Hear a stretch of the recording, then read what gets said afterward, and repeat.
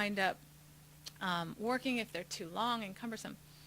And I said, yeah, but all of these different dimensions are important for us to better understand, and who better to inform us about what's actually been going on than people who've been in these programs themselves. And so we went ahead and put this crazy long survey online, and it was a survey that gathered basic demographics about the folks who were responding. They needed to be over age 18 so that they were adults and have had experience in a residential program.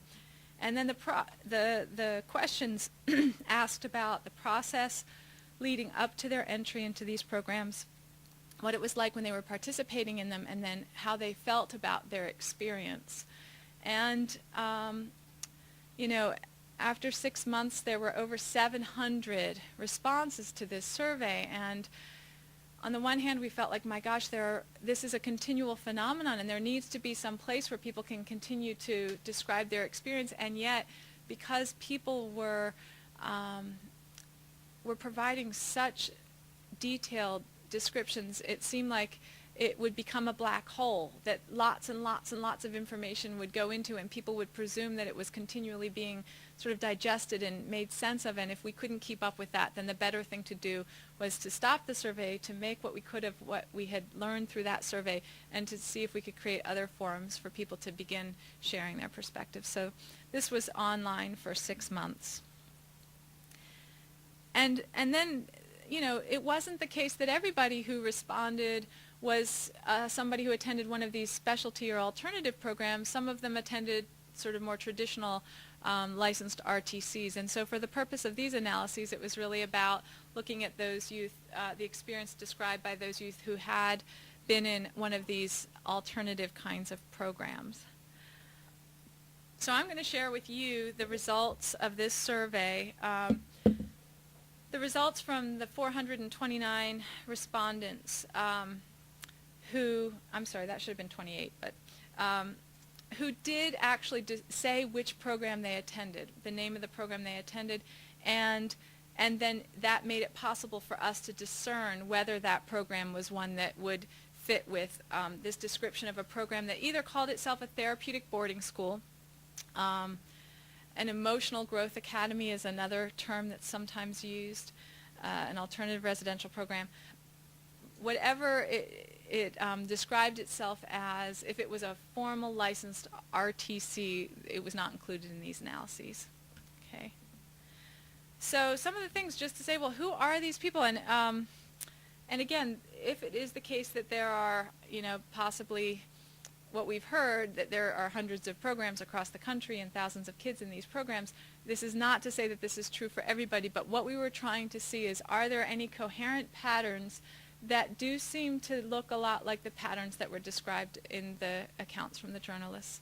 And then who is describing this? And so this is what the survey revealed. The survey revealed that the majority of the folks who responded are female, and that the great majority of them describe themselves as white or Caucasian. And, you know, I think that combined with the fact that many of these families describe themselves as the kids, and I always wonder, because I didn't know how much money my family made when I was in high school, but they described their families as making over $100,000 a year, and so these were families with means. And that's part of this phenomenon. It seems like we've heard parents say, well, I thought I was sending my child to Eton, sort of that, you know, really established boarding school, but with a therapeutic, nurturing component. And a number of these respondents said that they had actually received psychiatric diagnoses before they entered these programs, and that about half of them had also already tried services and supports in their home communities. And that a quarter of them described that they had actually been on psychiatric medications. So it's to say that the folks who have been describing their experience resemble the descriptions in the reports of journalists, which is to say that some of the folks are, quote, troubled teens, who might just not follow the rules or are smoking or are beginning to have sex, and then others were people who really had some pretty significant mental health challenges. And over half of the respondents described that when they attended these programs, they actually stayed at the program for longer than a year. So in residential facilities, in sort of the quote, the best practice in terms of residential treatment, psychiatric residential treatment these days is that it's the stays are much briefer. And so for this to be such an extended period of time, it really seems like I call it nouveau institutionalization. And it's easy to frame it as boarding school, because if you go to a boarding school, you don't just go for a few months, you go till you graduate. And so these programs are described as a program that your child can stay at and stay in a stable setting all the way until they graduate.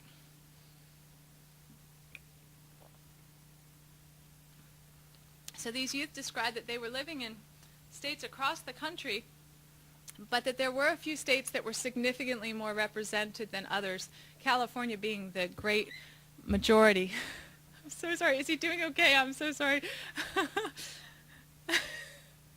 But Florida was then the next top. This is, we refer to now like the sending states, states that people tend to send their kids from, and then there are receiving states, states that many of the programs are located within. And the respondents described 60 different programs in 21 states. So while there are some states like Utah that have many, many programs, it's not the case that they're all clustered in just one or two. Many times people talk about these programs being much more common, quote, out west.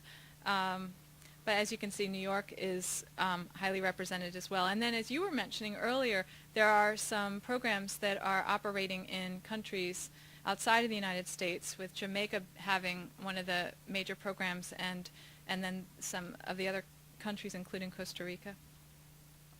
Now, I used to not ever share the names of any of the programs that had been identified in this, because I thought, for a few reasons, oh my goodness, are we, I don't want this to turn into like the watch list. This isn't sort of a watchdog. And at the same time, as I thought about it more and more, it seemed like the fact that there were some programs that really did have significantly more descriptions provided by respondents than others, that's important to know. And so these are some of the programs that were described by respondents. So in terms of their transition into these programs, as you were saying about the transport services, 50% of the respondents said that they had no idea they were going to the program.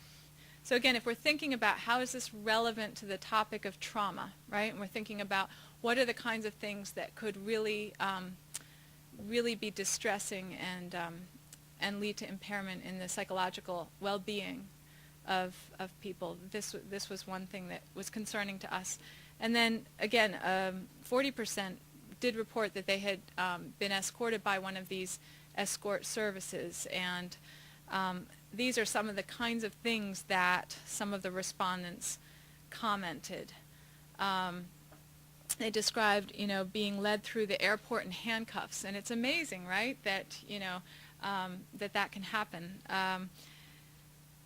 They talk about ongoing anxiety about locked doors and privacy due to the fact that the escorts ripped me out of my bed at 3 a.m. and I didn't feel like I understood what was going on. I felt like I was having a dream.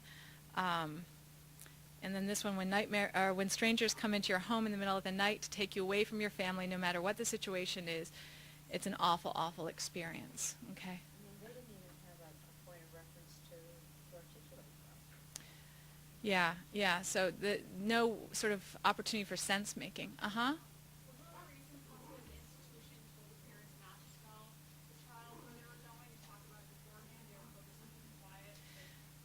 We definitely have heard that from parents, that the institution said that in order to decrease the likelihood of a major confrontation in your family and to ensure the successful arrival of your child, we recommend that you use these services.